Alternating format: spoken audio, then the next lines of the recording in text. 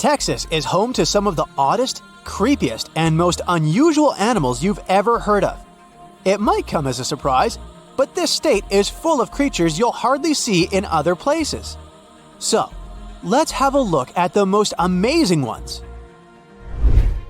This truly beautiful bright blue creature is called the blue sea dragon.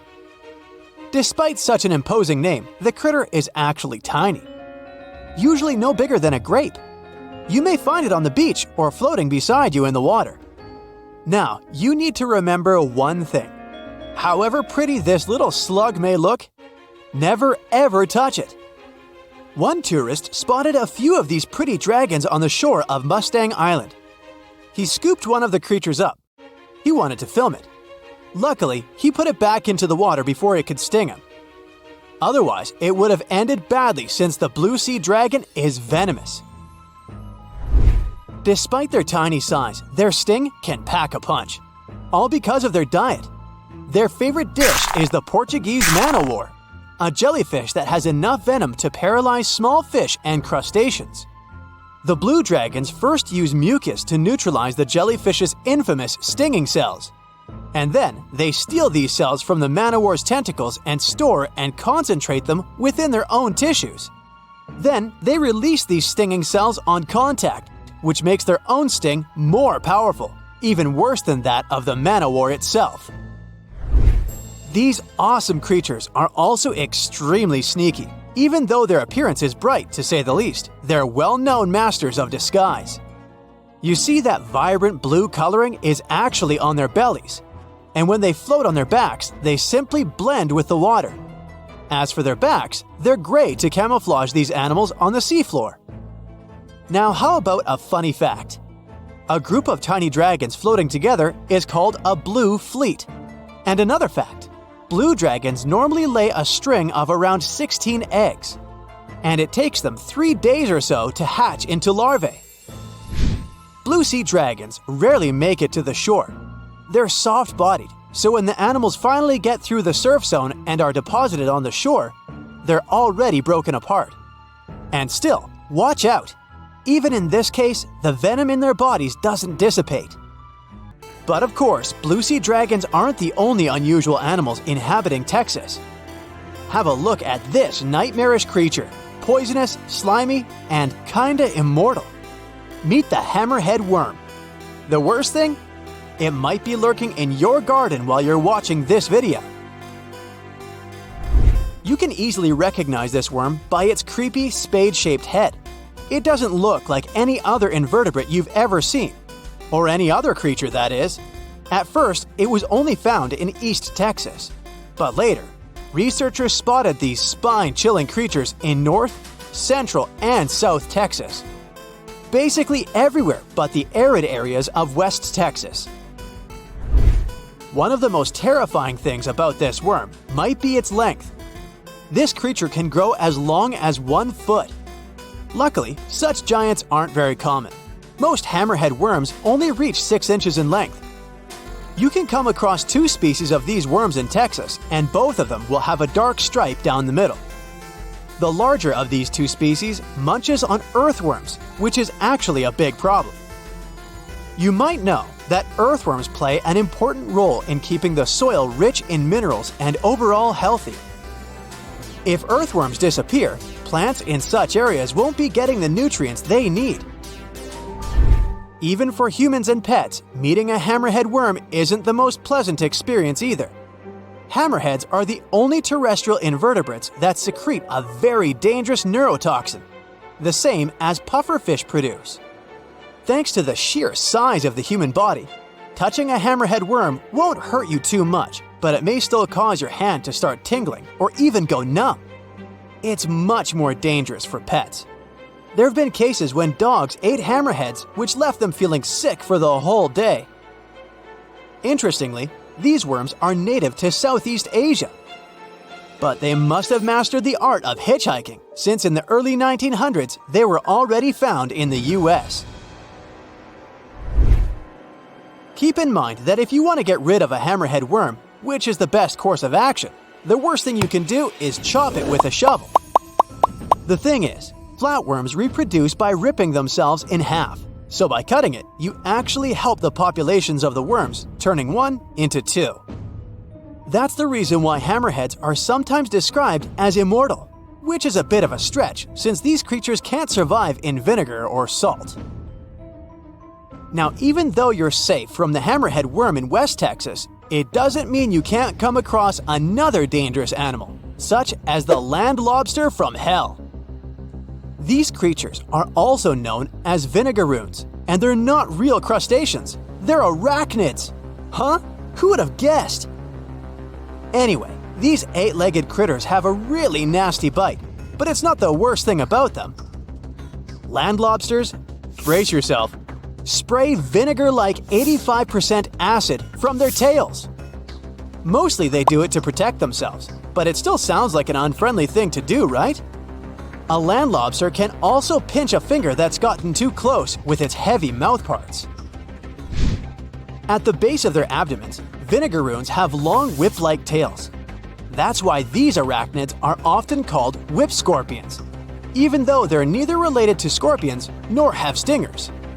Summer rains lure these arachnids out of their burrows in search of food and love. Luckily, experts claim that land lobsters aren't poisonous to humans, but they're very likely to leave a mark with their large pinchers, which they use to capture insects. Vinegaroons can be considered useful since they eat millipedes, crickets, scorpions, and cockroaches. They hunt by sensing the vibrations of their prey with those long front legs of theirs. Since land lobsters prefer to come out after dark, you aren't likely to see one in the daylight. But if you stumble upon one, check it out. If it's a female, it may be carrying her hatchlings on her back. Now, imagine it's the middle of spring and you're walking among blooming flowers and greenery. Suddenly, you spot something extremely bizarre on the ground. The animal looks cute, fluffy, and soft-looking. The desire to touch it is irresistible. Watch out! The sting of the hairy caterpillar can pack a serious punch. This one is called the puss moth caterpillar, or asp. There are several stinging caterpillar species in Texas: the buck moth caterpillar, spiny oak slug caterpillar, saddleback caterpillar, and eo moth caterpillar. And touching any of them can lead to unpleasant consequences. If you had touched that pretty hairy thing in the park, you'd most likely start feeling a burning sensation and develop an itchy rash. In the worst case scenario, you'd even have to go to the emergency room. The main problem is that people react very differently to caterpillar toxins. Some may develop more severe reactions than others. Plus, how bad the consequences are also depends on the thickness of the skin in the affected area. In most cases, the unpleasant sensation and rash go away in a few hours or sometimes days. On the bright side, such caterpillars later turn into moths and butterflies that help pollinate flowers and trees. Getting rid of these critters means doing a massive disservice to the area where you live. Specialists are sure that coming across a stinging caterpillar won't lead to anything bad if you keep in mind the rule of thumb. If a caterpillar looks fuzzy, don't touch it. And the best solution to dealing with such creatures is educating people on what such caterpillars are, what they look like, and why it's dangerous to touch them with unprotected hands. Look at this pretty creature. It looks cute and totally harmless. But you should know that appearances are deceptive, and the blue-ringed octopus is an extremely venomous species of octopus. In fact, they are one of the world's most venomous marine animals. These creatures are found in tide pools and coral reefs. Despite their small size, a mere 5 to 8 inches, they're very dangerous to humans if provoked. Their venom contains a powerful neurotoxin called tetrodotoxin. When the animal feels threatened, its first instinct is to flee. But if the threat persists, for example, if you don't give up the idea of picking the octopus up, it will go into a defensive stance and display its blue rings. If the octopus is cornered and touched, it may bite its attacker, and it can end very, very badly. Tetrodotoxin causes severe consequences, and sometimes results in total body paralysis. When the victim is fully aware of the surroundings but unable to move, the victim remains conscious and alert, but because of the paralysis, there's no way of signaling for help or indicating distress. Interestingly, in its chilling mode, the blue-ringed octopus looks brown or even pale, but once it feels endangered, it switches on its psychedelic pattern. Such a response is called aposematic behavior. In simple words, it's when an animal flashes bright colors, warning others that, should they take a bite, they won't live to tell the tale. Of course, the blue-ringed octopus isn't the only dangerous animal that looks harmless out there. For example, look at this creature. This animal looks super cute, fluffy and soft-looking. The desire to touch it is irresistible. Watch out. The sting of the hairy caterpillar can pack a serious punch. It's called the puss moth caterpillar, or asp. Hidden among that luxurious fur, there are venom spines equipped with stinging cells like jellyfish. People react very differently to caterpillar toxins. Some may develop more severe reactions than others. Plus, how bad the consequences are also depends on the thickness of the skin in the affected area. In most cases, the unpleasant sensations and rash go away in a few hours or sometimes days. The next animal on our list is the poison dart frog. There are more than 170 species of these frogs, and funnily enough, not all of them are actually poisonous. Those which are secret extremely dangerous toxins through their skin. On the bright side, the frogs never use these toxins for hunting or attacking. They only have them for self-defense. Experts aren't sure, but they suppose that the frog's ability to produce these toxins might come from a diet rich in toxin-containing animals, for example, centipedes or ants. Indigenous peoples in Central and South America have been known to rub their arrows and darts on the frogs in order to give them a poison tip. The main thing you need to keep in mind: if you touch a poison dart frog, seek assistance immediately. Especially if you've come across the golden poison dart frog, it's the most toxic one. The flamboyant cuttlefish is the only known venomous cuttlefish species. This creature has incredibly poisonous muscle tissue, despite its tiny, 2 to 3 inches at most, frame. Watch out for a dark brown underwater animal with 2 tentacles and 8 arms. It's also likely to have purple and yellow around its arms. Anyway, your best bet is to avoid biting into one of these intriguing creatures, and you'll most likely be safe. Predatory cone snails are very slow animals. This is the main reason why they have no means to capture their prey mechanically. I mean, they can't really grasp another animal or bite it. Instead, the cone snail has evolved potent venom that helps it survive. Probably the coolest thing about these creatures is that among almost 1,000 species, there's no overlap in the toxins produced by each of them. Even though cone snails don't have fangs, they have a venom-covered harpoon they use to sting their prey. There's a tube-like structure at the end of a venom bulb, and a modified tooth can shoot out of the tube at a mind-boggling speed of 400 miles per hour. So being slowpokes doesn't actually bother cone snails. And since the venom is unique to certain species, some of them can deliver a minor sting, while others might cause serious harm to your health. For example, this reef-dwelling little fella unleashes a harpoon-like tooth to sting its prey, and there is no known cure for its venom. When you think of pufferfish, you probably imagine a bloated-looking creature with impressive 360-degree quills. But beneath those funny spikes, there is a vicious creature. And the most dangerous part of this creature is its poison, which is considered to be one of, if not the, most dangerous and potent in the world. The good news is that you won't get poisoned unless you eat the fish. So maybe better stick to the California roll. Now look at this insect and try to never approach it. It's the Japanese giant hornet. This monstrously sized creature, which can grow to be almost 2 inches long, is known to be highly aggressive. Its impressive stinger packs enough venom to make the sting very, and I mean it, painful. Some people don't survive being stung by this insect. Even though the venom isn't the most potent, the large size of the creature makes the dose too big. And if it's not one but several hornets attacking you, well, the consequences are likely to be dramatic. The giant hornet isn't necessarily unfriendly toward people or other animals, but it will sting if you provoke it. This truly beautiful bright blue creature is called the blue sea dragon.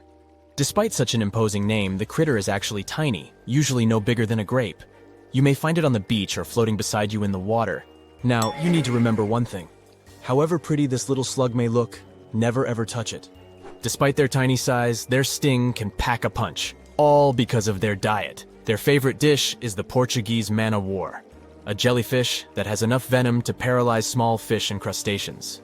The blue dragons first use mucus to neutralize the jellyfish's infamous stinging cells, And then they steal these cells from the man-o-war's tentacles and store and concentrate them within their own tissues.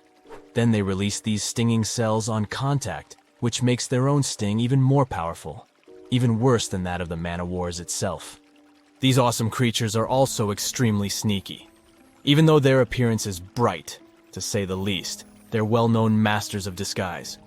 You see, that vibrant blue coloring is actually on their bellies, and when they float on their backs, they simply blend with the water. As for their backs, they're gray to camouflage these animals on the sea surface. The arachnids jellyfish, found in Australia, looks tiny and totally innocent, but appearances are deceitful, and this baby, the size of a human thumbnail, is actually extremely dangerous. During stinger season, which lasts from November to May, tons of beaches get closed because of these itsy-bitsy creatures. What makes the jellyfish particularly dangerous is their miniature size. People simply fail to notice them while swimming. The infamous box jellyfish, named for its cubic body shape, lives in the Indian and Pacific Oceans. Stay away if you spot a creature with a squarish bell and long, dangling tentacles. And even if you only see a single tentacle without the jellyfish attached to it, don't come close or touch it. The box jellyfish can grow up to 10 feet, and each of its tentacles has about 500,000 microscopic harpoons to inject venom.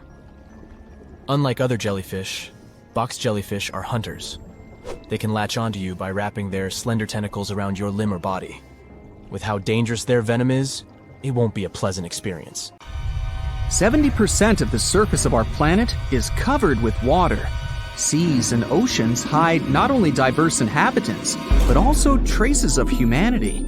Thousands of sunken ships contain pieces of our centuries-old history.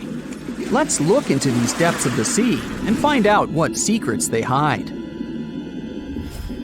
So, imagine you dive into the seabed and find there, no, it's not the wreckage of a pirate ship of the 16th century. We've seen it many times in many documentary shows and read about it in books, and it's not attractive now. So, you dive into the ocean floor and find a huge porcelain tableware store. And it's not just porcelain that you can buy in the store, but more than 500-year-old dishes. The Chinese Ming Dynasty developed maritime trade for imports from foreign countries several hundred years ago. One ship didn't survive a sea storm and sank somewhere on the northwestern slope of the South China Sea. There, scuba divers discovered a sunken ship with valuable cargo on board. Thousands of porcelain cups, plates, and jugs with beautiful painted patterns lay among algae and sea sand. Experts counted all the items and claimed the ship carried about 100,000 items. But not all of them ended up in the cargo hold. Valuable items were scattered over hundreds of thousands of square feet. A similar case occurred in the Mediterranean Sea. One guy was diving off the coast of Israel and accidentally discovered the oldest sunken sea cargo in the eastern Mediterranean. Pieces of marble sculptures and structures lay on the seabed among the wreckage. They were so ancient that they got covered with algae and became part of the underwater landscape. Another unusual find was discovered in the deep water ridge of the Pacific Ocean, north of the Hawaiian Islands, in one of the largest marine reserves in the world. A research vessel sailed along the seabed and discovered a road. Part of the bottom was covered with yellow brick tiles. It was also like the tile used to cover a swimming pool. The researchers conducted an expedition in this unknown place and posted videos online. They went down to a depth of about 1.8 miles and noticed a strange track on the bottom made of yellow bricks. One of the guys jokingly said that it was the road to Atlantis. In fact, the road led nowhere, and it wasn't made by humans. Nature created this unusual landscape. The place with stone tiles was at the bottom of the lake, located at the top of an underwater mountain. Perhaps once upon a time, it was a volcano. Magma heated the surface, and cracks appeared on the ground. The lines of cracks made the solid surface look like a brick road. Okay, how about something more mysterious? 20 years ago, a Norwegian research vessel discovered strange holes in the seabed in the middle of the Atlantic Ocean. Then, already in 2022, other researchers found something similar, but at the bottom of the Pacific Ocean. Scientists discovered about 200 holes in 3 different places at a depth of about 2 miles. The holes were arranged in several rows, and a tunnel was under each. But where did it lead? To find out, you first need to find out who made these holes.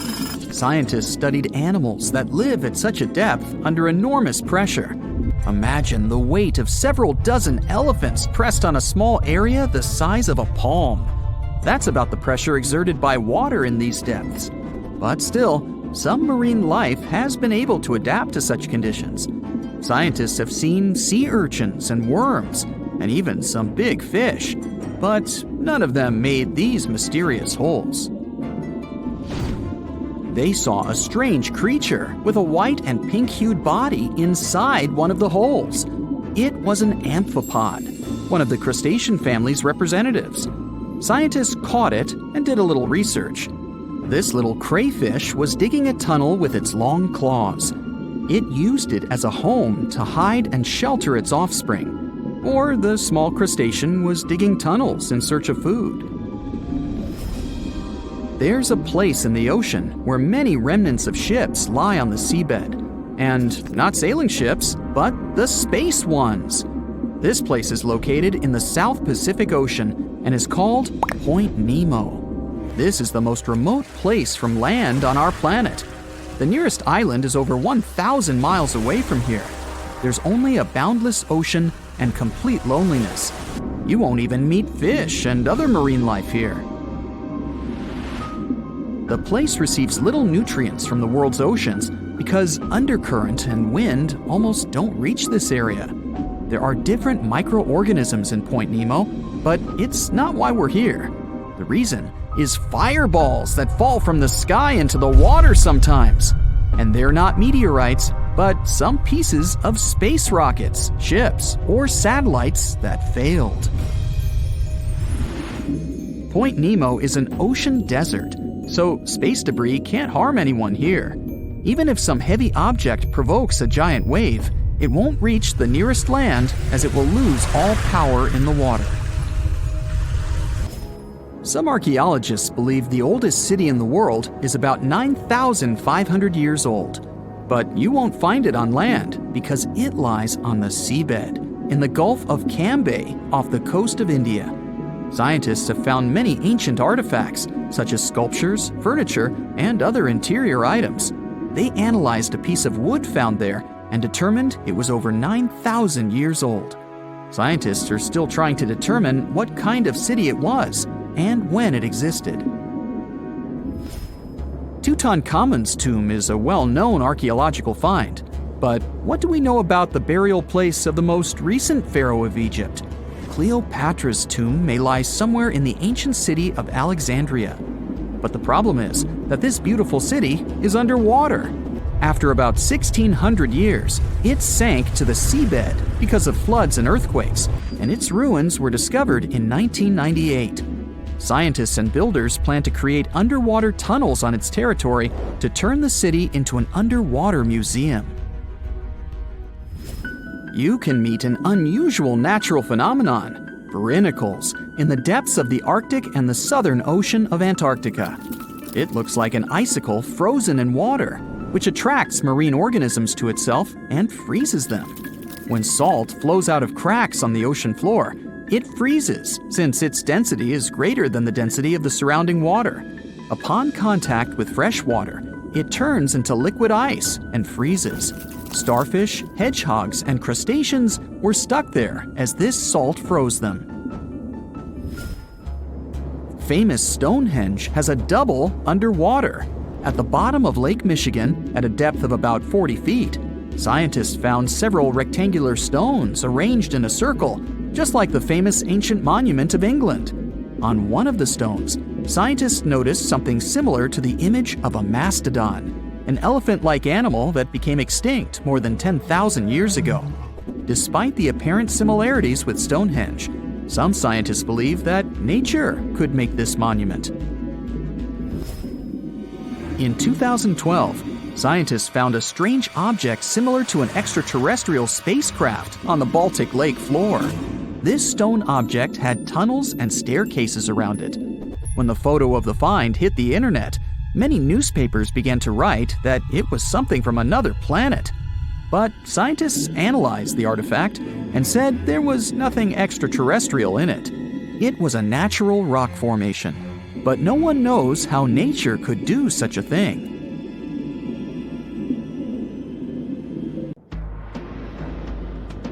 Endless hot deserts seem lifeless at first glance.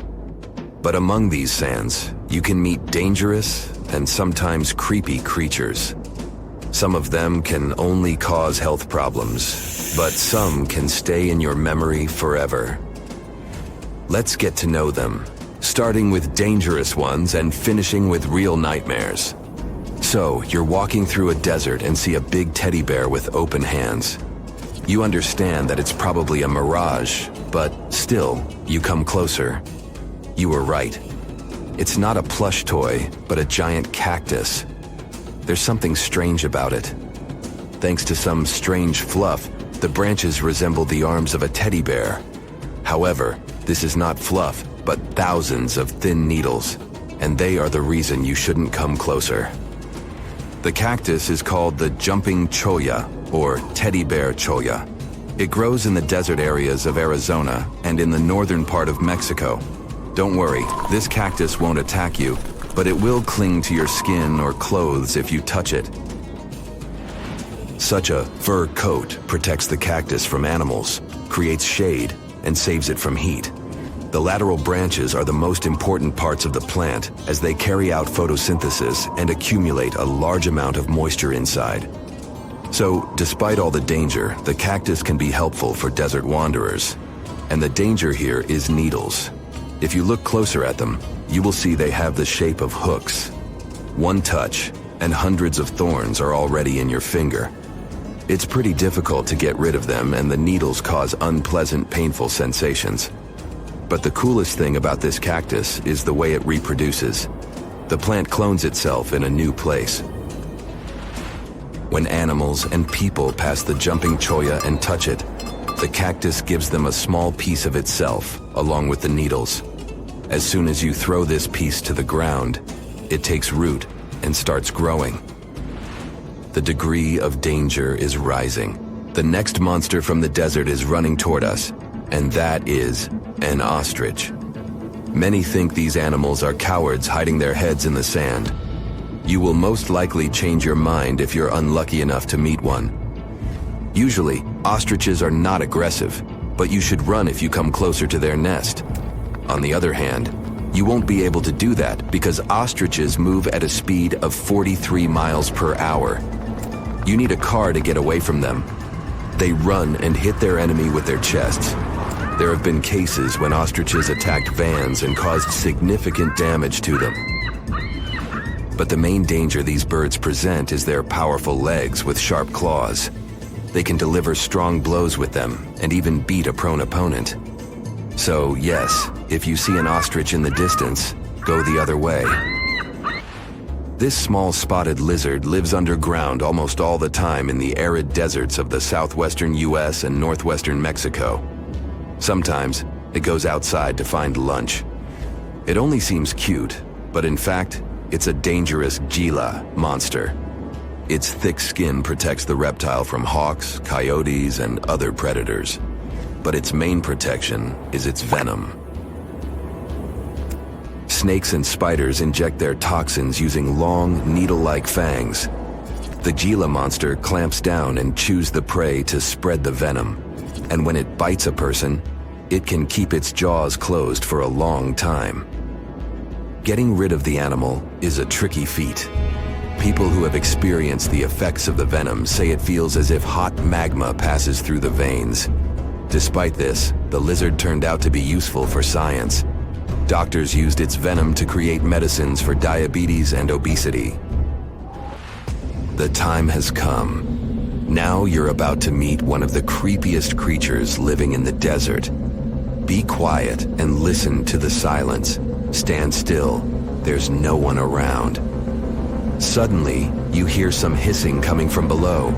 You lower your head and see it. A big yellow spider the size of a human palm with strong jaws and long legs hides in the shadow of your body. In horror, you run away from this monster, but it goes after you. It isn't easy to do it in this situation, but try to calm down. The creature isn't interested in you. It wants only your shadow to hide from the scorching sun. Anyway, it's better not to touch it. The powerful jaws of the camel spider can cause unpleasant sensations, to put it mildly. And, by the way, this creature isn't really a spider. Yeah, it belongs to the class of arachnids, but it's a separate species, sulpagid. It likes to bite. It's fearless and pretty aggressive. The spider preys on insects, lizards, rodents, and small birds. It can also move at a speed of 10 miles per hour. For their small size, this is very fast. You need to be a professional athlete to run away from it. Most often, you can find camel spiders in the deserts of the Middle East, but they also live in Mexico and the southwestern US. These runners are nocturnal and try to avoid the sun during the day, so they are always hunting your shadow. By the way, they got their name because they often hide in the shadows of camels. You won't hide from them during the day, but they will also want to come after you at night, especially if you make a fire. Sulpagids always run to the light in the hope of eating something. Some species of these spiders make a hissing sound to scare their enemies away. Now, let's calm down for a second and leave the hot desert. We're going into the humid tropics of Tanzania. Under tree bark, fallen leaves, and in dark caves, you can meet one of the most terrifying creatures on Earth, a tailless whip scorpion. Imagine a big scorpion without a tail, with a flat body that looks like it has been pressed by something. It's similar to spiders, but has no venom glands and can't spin a web. This monster is silent and fast, but the scariest thing is its 2 front claws, twice as long as the creature itself. Any prey it catches will never escape. Life in a dark cave has spoiled its eyesight, so the whip scorpion tries to avoid sunlight. During molting, it climbs up to the ceiling and slowly comes out of its old skin. Imagine directing your flashlight there and seeing small cocoons out of which pale spiders with excessively long legs crawl. If you really meet it, be calm and slowly go away as far as possible. Be careful. The flat scorpion can crawl under your clothes in a second and bite you in the stomach. And that's not the worst part. Okay, this is a joke. This pretty guy is one of the shyest and most harmless creatures among spiders and scorpions. It's afraid of you and will never attack. Many consider it beautiful and keep whip scorpions in glass terrariums. If you want such a pet, carefully watch it so that it doesn't run away from its house. If it happens, it will be pretty challenging to catch it again. In a matter of moments, it can get under your bed or go through gaps in the floor. Then it'll go to your neighbor's apartment through a ventilation system and scare people there. Okay, how about one more scorpion? It's not as creepy as the other creatures in this video, but it's the most venomous scorpion in the USA. This is the Arizona bark scorpion. The problem is that you can see it in the desert, in your home, or in the yard. These dangerous venomous beasts crawl into rooms and often sting people. One time is enough to cause pain, similar to a bee sting, but someone with an allergy may experience paralysis, breathing problems, and other health issues. Hey, don't we all love wintertime?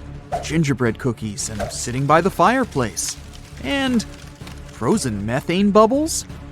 Freezing temperatures afford humanity the pleasure of some very weird winter phenomena. Let's go take a look at some of them. Beneath the surface of Canada's Lake Abraham in Alberta, or beneath other lakes across Antarctica, you'll witness a truly mesmerizing phenomenon of ice bubbles. From the top, they look like glittering jewels, but these bubbles don't meet our expectations, as they never pop. They just freeze midway, before ever reaching the surface. So, how did they get there in the first place? And what are they made of? Some of them come from gas released from the melting of glaciers, while others are a result of the decomposing of organic matter lying at the bottom of the lakes. Now, they sure look pretty, but they're also pretty harmful to human life. These bubbles are made of methane, and they can intoxicate you. So, if I were you, I wouldn't get too close. If you're driving on a curvy hillside road when a snow squall begins, you'd be wise to stop driving immediately. A snow squall is the winter equivalent of a severe thunderstorm. The thing is, they're difficult to predict and very fast-moving. There can be sunshine, but then all of a sudden, a huge snow squall might start. If you haven't heard this term before, it's because the National Weather Service in the US only began using it in 2018. They called it a squall because it reduces a lot of our visibility and can be very dangerous if you don't take it seriously. But still, falling snow is beautiful, even if it's that crazy. Say this winter you decided to finally visit the famous Niagara Falls. Located between the US and Canada, these falls are the 5th largest waterfall in the world, with over 3,000 tons of falling water per second. In winter, the area looks like a winter wonderland and is home to an interesting phenomenon, a frozen fall. No, this isn't the work of Hollywood or an internet prank. Niagara Falls can actually form a layer of ice. This happens when the falls have been exposed to frigid temperatures for a long time. So, the surface water and mist in the air turn to ice, giving the impression that the entire waterfall is frozen. But that's not exactly what happens. If you look closely into the ice, you'll notice that there's still plenty of flowing water. Have you ever heard of something called a natural snowball? This is a rare yet beautiful environmental phenomenon that happens when smaller pieces of ice end up being rolled by strong winds and water. The further they roll, the more ice they gather, and the more that ice is polished. They end up as giant, perfectly shaped snowballs. They would look pretty amazing on their own, but hundreds of them together? That's some scenery. Some snowballs turn into huge rolling donuts. These rare shapes happen only in perfect temperature conditions, when the snow is in the perfect state between hard and fluffy. It happens when a snowball begins rolling down, gathering more and more snow until suddenly its middle part collapses. This allows for the snowball to get its donut shape. Does it also taste as good as a donut? I guess not, right? Oh, almost forgot. If you want to see them in real life, you have to go to some severely cold places. But still, people reported having seen them in Ottawa, in the Midwest of the US, and even in Scotland. If you go for a walk in the woods at the beginning of winter, you might stumble upon a magical phenomenon known as frost flowers. These flower-shaped phenomena are rare and occur only when the temperature of the air is freezing, but the ground is still moist. When the perfect conditions align, vapor coming out of stems form these veil-thin patterns that make up delicate flower-like ice. Don't try to pick them, you'll break them. And certainly don't try to plant them anywhere else, as they aren't real flowers. Oh, and be sure to go before the sun is too strong. Otherwise, it'll melt these delicate things. Say you just check the forecast and the weather for the day is -8 degrees Fahrenheit. Maybe you'd choose staying home underneath the blankets, but I'm sure you'd change your mind if you had the option of this day trip. Picture Yellowstone Park under a few feet of snow on a sunny day. Well, if that didn't do it for you, then add some snow-covered bison and steamy geysers to the scenery. Still not convinced? How about the chance to see the rare phenomenon of hoarfrost? If you haven't heard of them before, they're a geometrically enchanting type of frost that you can see when moisture in the air skips the droplet stage and appears directly as ice crystals on top of a leaf. They're much more photogenic than your windshield or garden variety frost.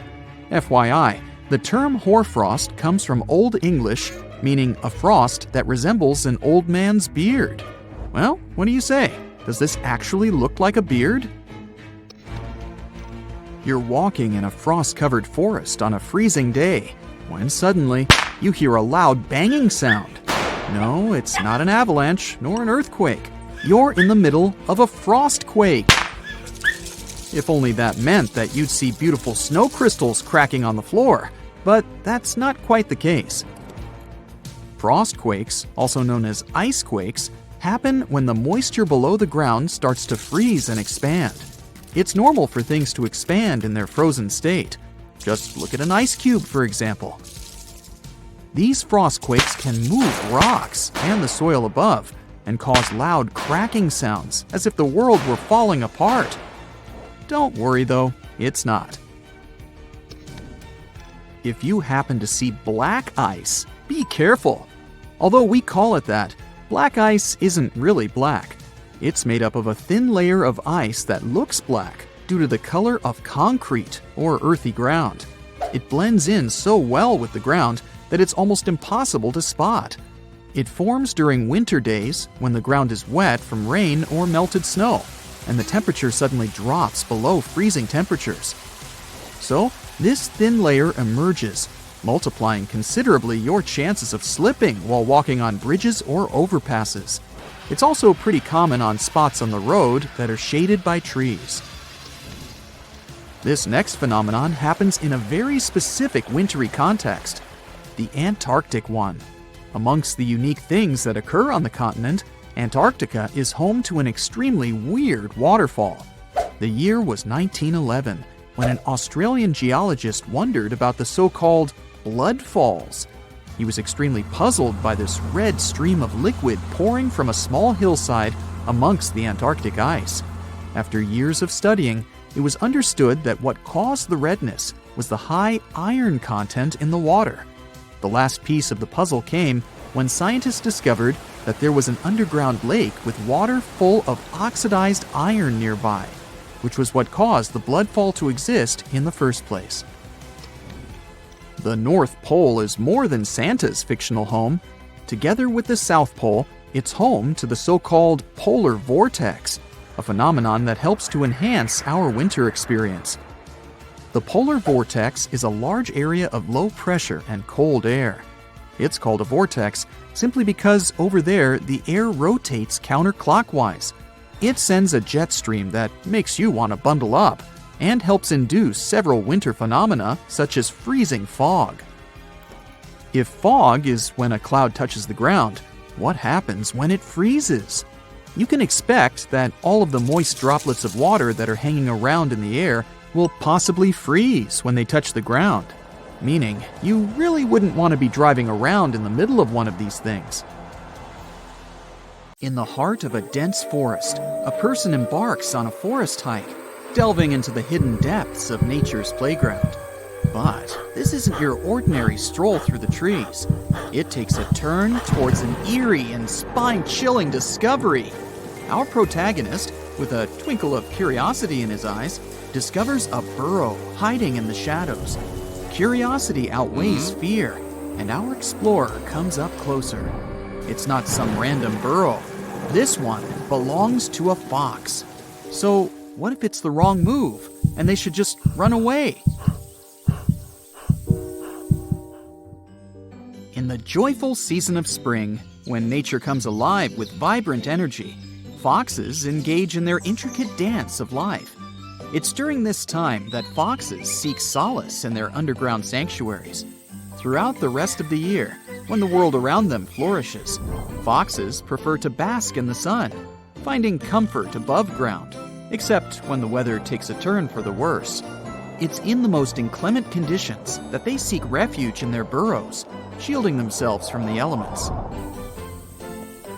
These burrows, known as fox earths, typically consist of only a few entrances, occasionally covered with scattered soil and debris.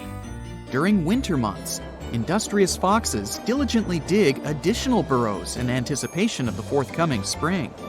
Sometimes, among the remnants of their subterranean journeys, lie the remains of fallen foxes, a testament to the cycle of life within these intricate underground networks. If one were to explore the vicinity of a fox earth, one would notice fresh traces of food remaining outside the burrows during the months of April to June. It's during this period, when playful fox cubs grace the earth with their presence, that remnants of their feasts can be found, a delightful sign of life unfolding. So, what do these earths look like? After all, there are other animals with dens in the forest, too. Now, let's get to the heart of the matter. Fox dens, the elusive abodes of these mischievous beings, tend to be located in areas abundant in lush greenery. You might find these creatures hiding beneath the sheltering branches of a tree, or seeking refuge beneath imposing rocks. If you stumble upon a cozy little hole that appears tailor-made for a fox, and you catch a whiff of that unmistakable aroma, accompanied by other intriguing clues like scattered bones, you've likely discovered a fox den. Alas, my curious friend, there's no foolproof recipe for where these sly foxes choose to build their dens. They possess an uncanny ability to adapt to diverse environments, be it open grasslands, dense forests, or even the unforgiving tundra. Picture this. A fox's den consists of a minimum of 4 to 5 sections. We have the grand entrance, the ever-important ramp, the main den itself, and a secret room that doubles as a food stash. Depending on the size of the pack, there might be additional rooms to accommodate the whole gang of foxes. Now imagine the grand opening to a fox's den. The entrance and the ramp form a corridor leading about 3 to 8 feet deep into the earth, connecting the outer world with the cozy haven within. But there's more. Foxes, being savvy planners, stockpile their foraged treasures in their dens. Yes, they have their own food caches, where they hide all their scrumptious finds. The number of rooms within the den may vary, adapting to the size of the pack, as these crafty creatures ensure there's enough space for giving birth and raising their adorable offspring. They might even dig extra tunnels and create additional entrances just to keep things interesting. Now let's talk about culinary affairs. Foxes are savvy gourmands who store food in large quantities, ready to weather the winter and the mating season. However, they're not extravagant hoarders. They usually stash away just enough to last them a few days, considering they don't dine on fresh prey every single day. Berries and fruits often grace their storage chambers, while any delectable meat takes center stage in their culinary adventures. Curious about the proximity of fox dens to one another? Well, if the land is bountiful with abundant food and fresh water, you might stumble upon 2 or 3 fox dens within a 10-square-mile radius. But if resources are scarce, you might have to expand your search to cover a sprawling 20 square miles to find just one den. But the saga doesn't end there. Foxes, true to their resourceful nature, often have multiple dens. They maintain the primary den, often known as the natal den, which holds sentimental value. Additionally, they keep a backup den for some unpredictable circumstances. And let's not forget their knack for claiming abandoned or borrowed dens as their own. Such clever tricksters, aren't they? Now, let's talk about these marvelous creatures themselves. Foxes come in a delightful array of species, sizes, and variations scattered all across our planet. But the star of the show is the red fox, found on every continent except frosty Antarctica. While most foxes prefer the tranquility of rural landscapes, don't be surprised if they venture into the realms of urban and suburban dwellings, where their path might cross with humans. The encounters between a fox and a human, a tale of two extremes. Some kind souls attempt to win over these animals, offering them tidbits and coaxing them into their palms. On the other hand, there are those who tremble at the mere thought of a fox, fearing their crafty and ferocious nature. Now picture this scenario. What if a fox approaches you or launches an attack? Typically, foxes pose no threat to humans and harbor no ill intentions. They prefer to feast upon small mammals or livestock, reserving their aggression for hunting or self-defense. Yet, there have been reported cases of foxes crossing paths with humans, including incidents. Therefore, knowing what steps to take if a fox approaches or pounces on you is crucial. Foxes can indeed be domesticated, yet they remain wild at heart, and their actions can be wildly unpredictable. They might momentarily embrace their tamed side, only to snap back into their untamed instincts when feeling cornered, threatened, hungry, or simply scared. Naturally, foxes view us humans as potential threats, and it's in our best interest to reciprocate their cautious approach. Never attempt to approach a fox, even if it appears docile and friendly, as its temperament can shift within seconds, catching you off guard. Avoid sudden movements and resist the urge to inch closer, as doing so might agitate or frighten our fox friend. In most cases, when a fox spots a human nearby, it will swiftly scamper away or seek refuge in hiding.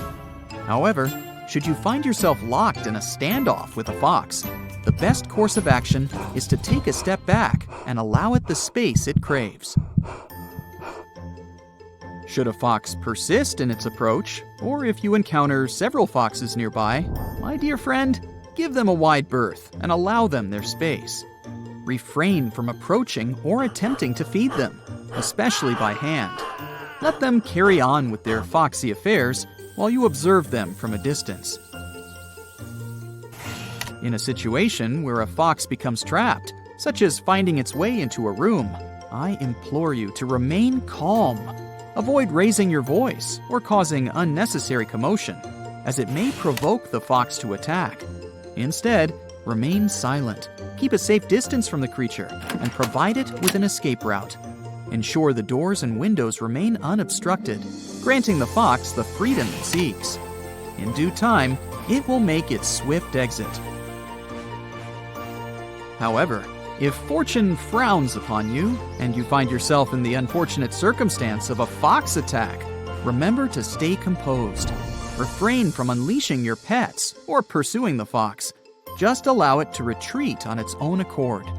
If the fox persists and refuses to back down, a simple round of applause or a few claps might startle it away. Now you can enjoy the forest. Hi there. Have you ever wondered why birds tend to fly in circles? It's because of thermals. Now, a thermal is like a big bubble of warm air that rises up from the ground. Have you ever flown a kite on a windy day and watched it go up and down? Well, imagine if the wind was warm instead of cold, and instead of a kite, you were a bird or a glider. So yeah, that warm wind would be a thermal. Thermals occur when the sun heats up the earth, and the air close to the ground gets warm and starts to rise. This creates a column of rising air that birds and gliders can ride on to go up into the sky. Just like how you use the wind to fly a kite, birds can use thermals to soar without flapping their wings too much. They can circle inside the thermal and go higher and higher without using up too much energy. Those that especially tend to use this flying in circles mode are large raptors, such as hawks, vultures, and eagles. When these birds circle in the sky, it looks like they're just hanging there. But nope, it's all about thermals again. It helps them because as they go higher without getting tired, they can look for food more easily or watch out for predators from a good position in the sky. Thermals are important for some other animals that fly too, like insects. You may see lots of birds flying in circles together. Sticking together helps them save even more energy. Some birds, like geese and ducks, tend to fly in a V formation to save their strength. What's interesting is that all the birds in the flock take turns leading the V. As they fly, the birds at the front get tired, so they fall back, and another bird takes their place as the leader. This way, every bird gets a chance to rest and save energy. Thermals can also create powerful storms, like thunderstorms. And sometimes, when you see birds flying in circles or a V shape, it's because they sense a storm is coming. This happens because bad weather comes hand in hand with low pressure. Low pressure systems are areas in the atmosphere where the air pressure is lower than the surrounding areas. When the pressure drops, it can cause the air to move and create wind. If there's enough moisture in the air, the low pressure can even cause thunderstorms, heavy rains, or even hurricanes. Migratory birds are often those who use their keen sense of hearing and vision to detect changes in weather conditions. When a storm is approaching, there can be changes in air pressure, wind speed, and temperature, which can affect their behavior. Some other animals have interesting types of behavior when the bad weather is coming too. Cows and other livestock may huddle together in a group for warmth and protection during a storm. Also, cows are known to lie down in a field before a storm as a way to ease this discomfort. Or at least that may be something you've heard. So, what have you heard about this herd? Well, the belief is that cows predict the weather and lie down because they can feel a drop in air pressure that comes with an approaching storm. But science hasn't confirmed it yet, since there's not enough evidence to support this idea. Cows do like to lie down from time to time, but they do it for a variety of reasons, such as to rest or ruminate. So when you see one lying down, you can't be sure it's because bad weather is coming. Different studies showed different results. One found out cows didn't show any significant changes in behavior before the rain, while another study found that cows stood up more often as the rain was coming. Apparently, no one has actually asked the cows about this, but the cows aren't talking, which is why this point is moot. Amphibians, such as frogs and toads, can give us information about natural phenomena. When you hear frogs croaking louder and longer than usual, it might indicate that a storm is approaching. Frogs are sensitive to changes in humidity and air pressure, and they tend to become more active and vocal just before a storm. And when it comes to toads, research says they might even predict earthquakes. This is because before an earthquake, there are changes in the chemistry of the ponds where toads live. The shifts in the ground causes these changes, which in turn causes the toads to flee their homes. Scientists believe we should study these patterns to predict earthquakes more accurately. Meanwhile, dogs can sense storms and thunder too. They feel changes in the air pressure in the atmosphere. Plus, they have a way better sense of hearing and smell than humans. When a storm is approaching, you can spot certain things in their behavior. For instance, they may become more restless or clingy. They may pant excessively or pace back and forth, and they may try to hide in a safe place. This is because dogs can feel the static electricity that builds up in the air before a storm, and they may become anxious or frightened by the loud noises and bright flashes of lightning. There were stories that dogs can predict earthquakes too, but there's no firm evidence of that. But who cares? Dogs are our heroes even without that. Now, honeybees can sense changes in pressure and humidity levels as well, so they use this information to predict when a storm is coming. These are social insects that live in large groups in hives or colonies. That's why predicting weather is so important for them. They need to protect their hives and forage for food before the storm hits. So for bees, bad weather may come like a real vacation they've wanted for so long. Just some chillin' and eating all the food they've gathered before. Just like me in a sense. Spiders have superpowers when it comes to weather too. Well, they can't exactly predict the weather, but their behavior can give us a clue about temperature outside. When it's going to get colder, spiders might seek shelter indoors. So, if you see many spiders in your home, it could be a sign that colder weather is on the way. You may have heard snakes can predict earthquakes. The legend where this belief started actually dates back to 373 BCE, when snakes and other creatures are said to have left the area before a major earthquake in Greece. Cool story, but there's little firm evidence to support the theory. Scientists do acknowledge that snakes and other animals can sense earthquakes a few seconds before people do, because they can feel the initial wave better. But it's still not clear if they can detect it days in advance. How about sheep and their sixth sense? It allows them to predict rain or snow. They huddle together tightly before a storm, which could be a way to keep warm or protect themselves from the weather. But this theory needs to be yet appropriately tested and proven. You will hear wolves howling during big storms as well. Many people think wolves do it when a full moon is outside. But some experts believe the change in air pressure that comes with a big storm may cause discomfort in sensitive canine ears, and this is what makes them howl. But again, it's hard to tell precisely because wolves howl for many reasons. They do it to signal danger, attract a mate, and communicate with their pack. There's also no evidence the full moon fascinates them so much that they feel the urge to howl when they see it. But it's good for the movies, though. Sharks have ears sensitive to changes in air and water pressure that usually occur during hurricanes and tropical storms. Some experts believe they can detect these and quickly dive into deeper waters to stay safe. Studies showed sharks behave like this many times before storms. Again, no one's sure 100% about this, but like many other animals, they do have a special ability to detect changes in their environment and use it to survive and thrive over time. Hold on to your hat, my friend. These internet users came across some hauntingly spooky stuff IRL, but I'm guessing you'll want to stay away even from these pics.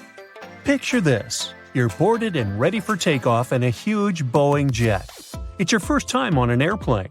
You were scared, but people kept telling you it was safe.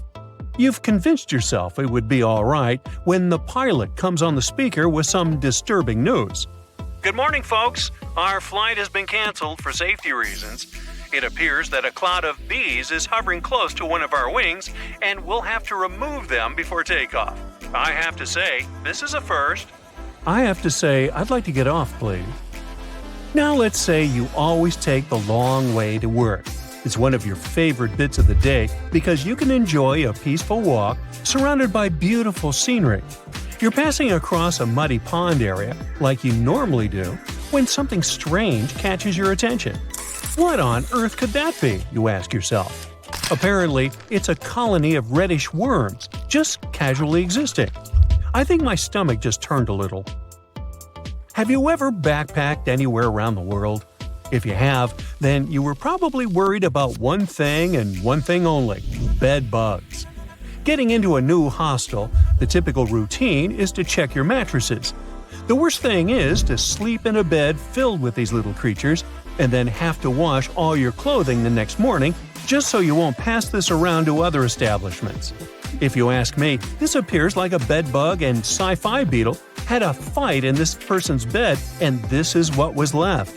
Well, jokes aside, it reminds me of the remains of some bug. Which bug? I have no idea.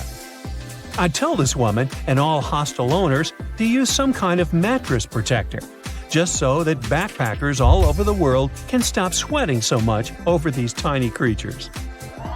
Now, you've just won an all-inclusive trip to Hawaii. Ah, the white sandy beaches and the amazing sunsets. You're happy to leave your fancy hotel and take long walks on the beach. But wait, what's that? It appears like a lobster shed its tail and the remains came floating all the way to the sand. But according to experts, that's not a lobster. They wouldn't shed just their tail. That appears to be some kind of isopod. Isopods are crustaceans that look somewhere between shrimps and lobsters. That's why you thought it was a lobster, huh?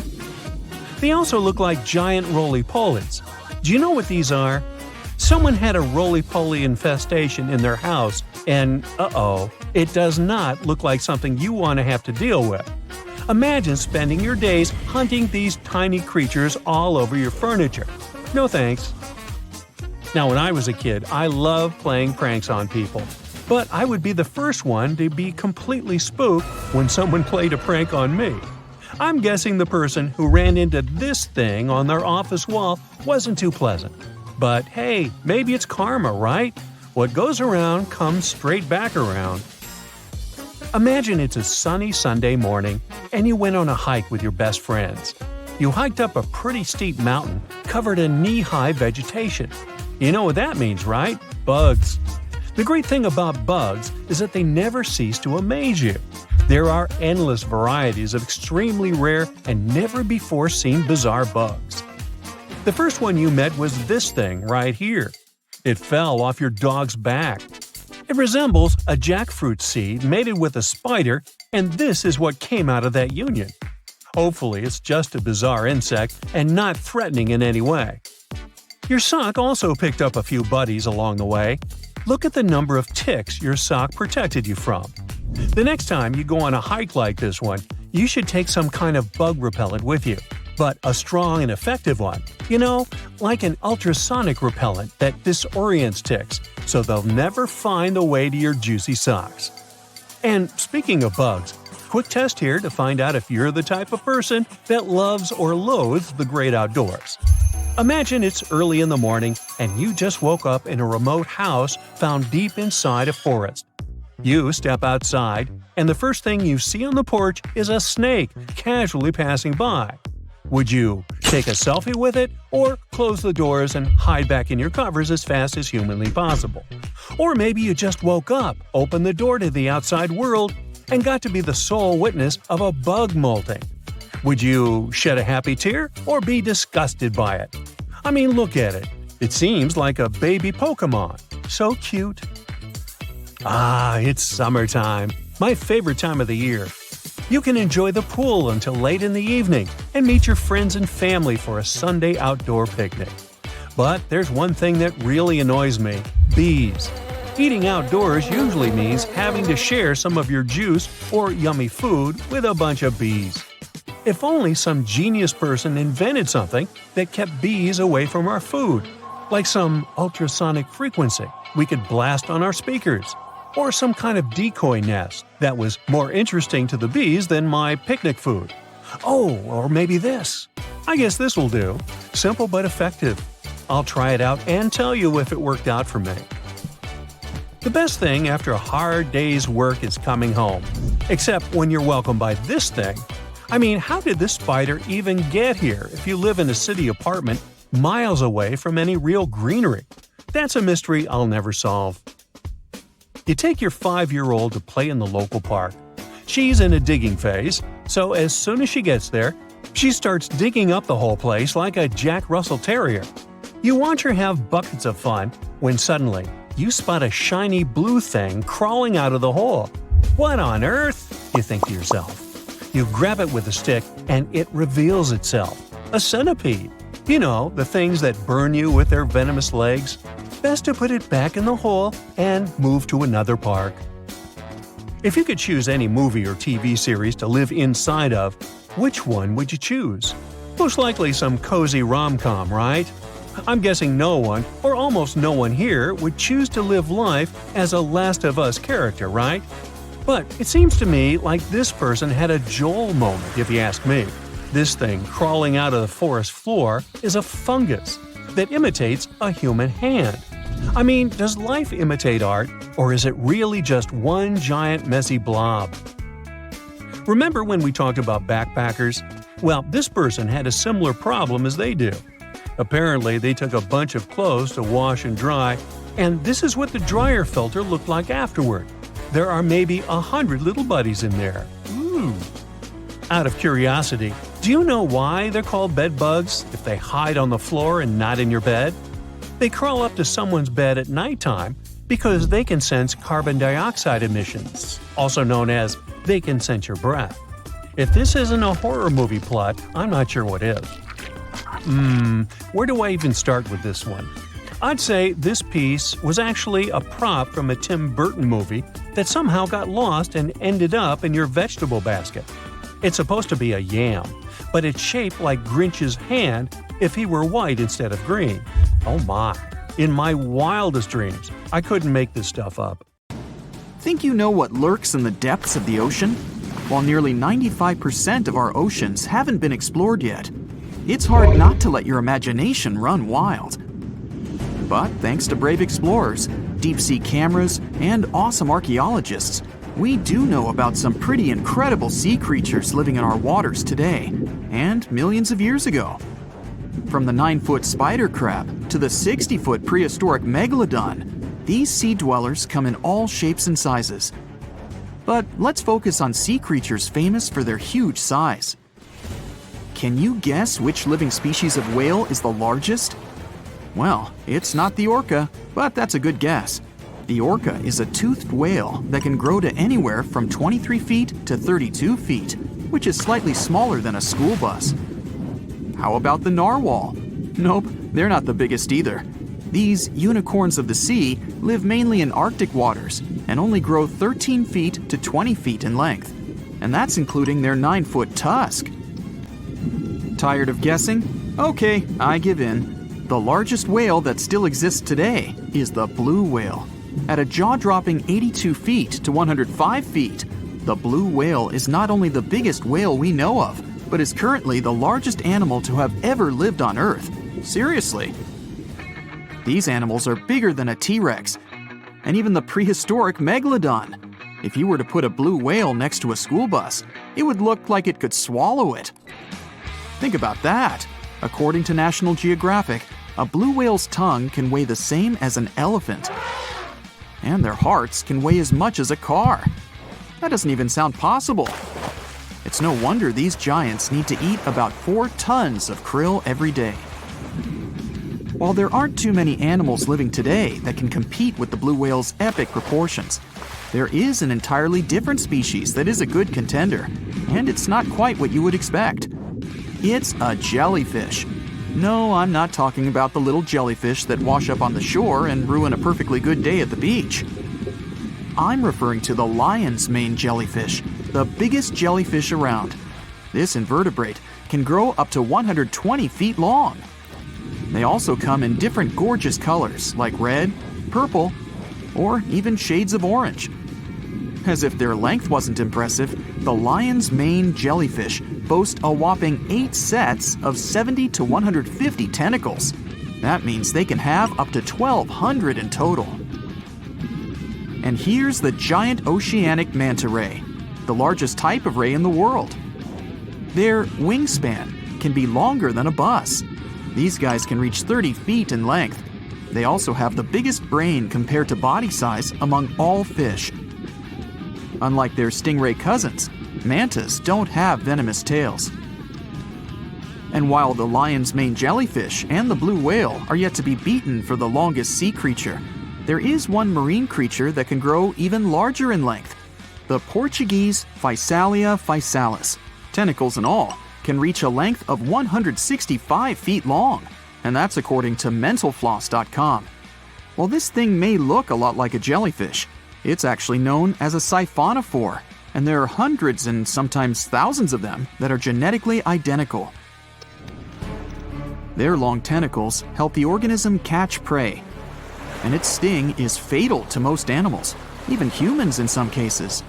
What's even creepier is that if one of the tentacles comes off the organism for whatever reason, it can float around the water for days before decomposing. Even if it's detached, this tentacle can still sting you. But don't go running out of the ocean just yet. Your chances of being hurt by a Portuguese Physalia physalis sting are pretty slim. However, if you do get stung, the side effects aren't pretty, with welts, stomach cramps, an elevated heart rate, and an upset stomach. While you don't want to go anywhere near these long creatures, they sure are pretty to look at. Check out all those colors. The Shastasaurus is the biggest marine reptile that has ever existed. These predators lived during the late Triassic period, about 210 million years ago. These amazing giants could reach lengths of up to 69 feet and weighed more than 75 tons. This made the Shastasaurus as heavy as a blue whale. And if you could stand this creature up vertically, it'd be as tall as a 7-story building. Despite appearances, the Shastasaurus was actually pretty slim for its size. Its ribcage was only 6 feet across. You'd think that this big guy was chowing down on other dinosaurs, but that's not the case at all. This reptile survived on a diet that consisted of small fish and cephalopods, like octopuses and squids. The Albertonectes is a bright representative of the plesiosaur family, meaning that this marine reptile had a small head on an incredibly long neck and large flipper-like limbs that helped it move through the water. These creatures occupied the seas around North America 76 to 70 million years ago. The length of this sea monster could reach 38 feet, with its neck taking up 23 feet of that length. Its neck was a true record breaker. It had a whopping 76 bones in it. No other animal known to humankind has had so many vertebrae in its neck. Scientists aren't sure why they needed such a lengthy neck. They might have used it to collect shellfish off the seabed, or perhaps it helped them capture their main prey, fish and squids. This aquatic reptile also had gastroliths in its stomachs. Some of them were as big as 5.5 inches in diameter. The Tylosaurus belonged to the mosasaur family. It dominated the shallow seas of North America about 85 to 80 million years ago. This was an enormous predator, with the biggest representatives reaching 45 feet in length. It had a narrow hydrodynamic body with a blunt, powerful head that the animal used to ram and stun its prey. Its body was equipped with agile flippers and a long tail decorated with a maneuverable fin. The Tylosaurus was a carnivore, and its diet included not only fish, turtles, and small sharks, but also other mosasaurs, plesiosaurs, and flightless birds. Meet Ophthalmosaurus. This prehistoric reptile thrived during the late Jurassic period and lived in oceans all over the world. Ophthalmosaurus weighed somewhere around 6,000 pounds and grew to approximately 16 feet long, according to newdinosaurs.com. That's about the same length as the beluga whale that exists today. It's too bad these guys went extinct before we had a chance to see them ourselves, as their cartoonish wide eyes and dolphin-like features are pretty darn cute. Of course, the Ophthalmosaurus evolved over time to become ophthalmologists, or eye doctors that we know today. No, that's just a lie. Just testing you. The Mosasaurus is a truly gigantic predator that dominated the seas all over the world about 66 million years ago. According to fossil evidence, some specimens could be more than 50 feet in length. This fact makes the Mosasaurus the biggest marine carnivore of its time. One of the most terrifying things about this creature was its crocodile-like head, decorated with literally hundreds of razor-sharp teeth, neatly organized in 2 rows on both jaws. The thing is that it was pretty challenging for the Mosasaurus to grab its prey in the water. That's why it had all these teeth, plus something special: pterygoid teeth anchored to the bones on the roof of its mouth. This made hunting and holding onto its prey much easier. The Styxosaurus belonged to the plesiosaur family and lived during the late Cretaceous period, around 85 to 70 million years ago. Upon first glance at this dinosaur, you might mistake it for a sea snake, and it'd be an honest mistake. Styxosauruses were about 35 feet in length, but over 16 feet of that consisted just of their long snake-like neck. They had a comparatively small body and weighed approximately 4 tons. Their mouths were full of razor-sharp cone-shaped teeth that they used to catch fish. They didn't need to chew their prey, thanks to the 200 small stones called gastroliths in their bellies that probably aided in digestion. At the same time, some scientists believe that the Styxosaurus used these stones to sink to the ocean bottom in search of particular types of fish. Looks kind of like Nessie to me.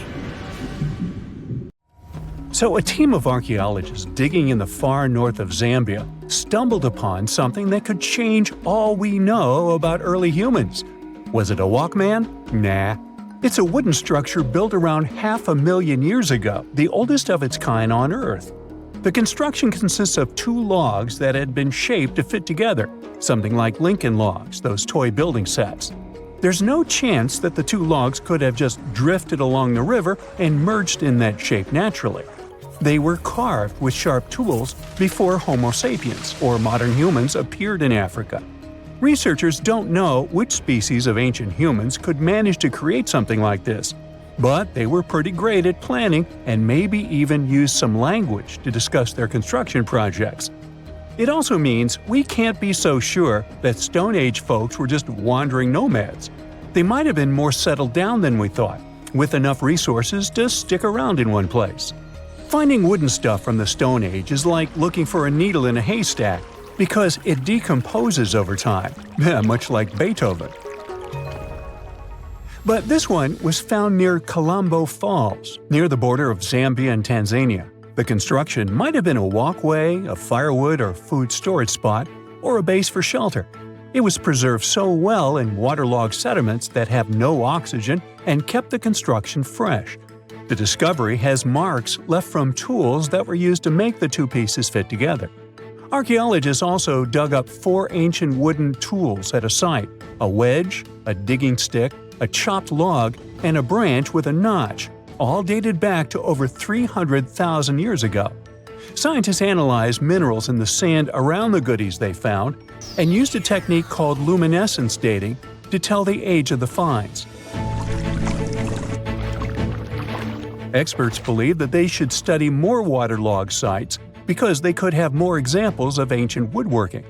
Archaeologists have to be really careful while working with these finds not to damage the delicate wood, so they use plastic tools.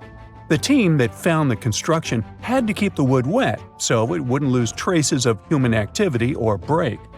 They took it to the UK to study in special tanks for underwater photography. There, they made 3D models of the wood. The earliest wooden artifact found so far is a piece of polished plank from Israel, which is over 780,000 years old. There were also some wooden tools for foraging aged 400,000 years, but none of these finds are as progressive as the wooden construction in Africa. Scientists found cotton fibers from the ancient Near East that are 7,000 years old, the oldest of their kind. The place where they were found is like a time capsule, with mud brick buildings with all sorts of ancient goodies, giving us a peek into what life was like back then. They've already found signs of ancient parties with spots for stashing food. Usually, stuff from this era turns to dust, but thanks to fancy microscopes, experts can dive deep into the sediment collected from the site and uncover all sorts of organic remnants, including these cotton threads. People used to think the fabrics here were made from local plants, but it looks like this cotton might have traveled all the way from the Indus region, which is modern-day Pakistan. The ancient village of Tel Saf might have been more connected than we thought, part of some international trade network. There's more evidence backing up this idea, like beads from Anatolia, Romania, and Egypt, and pottery from other countries. The oldest known leather shoe that was found so far was waiting for 5,500 years in a cave in present-day Armenia. A British archaeologist stumbled upon this gem under a busted jar at the bottom of a pit. Alongside the shoe was a deer's shoulder blade, wild goat horns, a fish vertebra, and some scattered pottery shards.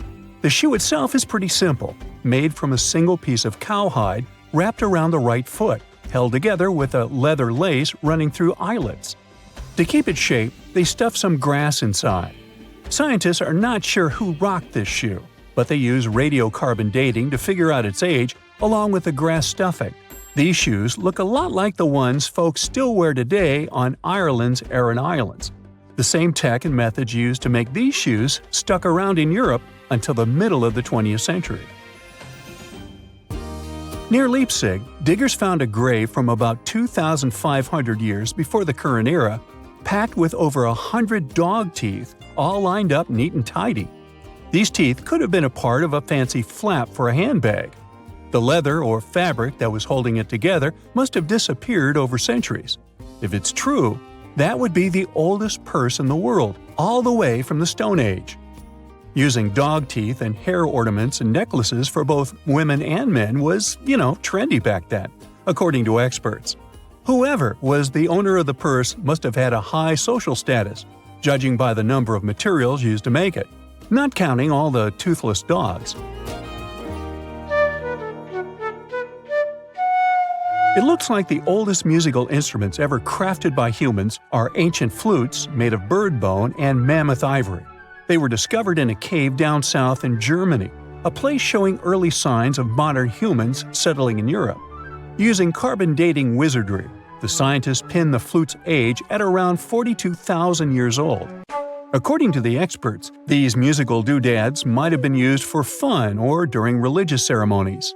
Some experts believe that music might have helped us build bigger social circles and expand our territory compared to the Neanderthals. Those guys faded into history about 30,000 years ago. In 2020, a team of scientists found a string a quarter of an inch long in France. Archaeologists unearthed a cord fragment next to a stone tool. Such twisted fibers could have been used for everything from making clothes to fishing nets. In prehistory, there was some advanced tech, and the Neanderthals seemed to have mastered it. Scientists already knew that these early humans made tar from birch bark and that they produced shell beads. There's even evidence of Neanderthal art. The string section and similar finds prove that our ancestors from many thousands of years ago weren't as primitive as they're often shown in popular culture. Back in the 19th century, the French found a broken slab of black granite from 196 before the current era. The stone contained one text in 3 scripts: ancient Greek, Egyptian hieroglyphs, and Demotic. A French philologist was the first to crack the code. He successfully matched the Greek letters with the ones in the Egyptian script, and we were finally able to read hieroglyphs. The name of the piece of granite that made all this possible was the Rosetta Stone. With its help, among other things, scientists managed to decipher papyrus records on how the pyramids in Egypt were built. A British archaeologist, Sir Arthur Evans, excavated a vast palace complex at Knossos in the early 20th century. This was the center of Minoan culture. The palace had over 1,000 rooms with colorful paintings of dolphins, griffins, and bulls. But their biggest find was at first overlooked: thousands of slabs of baked clay. The fire that brought down the palace helped preserve the tablets. No one could read the slabs as they were in some unknown language. The scientific community had to wait for another half a century before Michael Ventris cracked the code.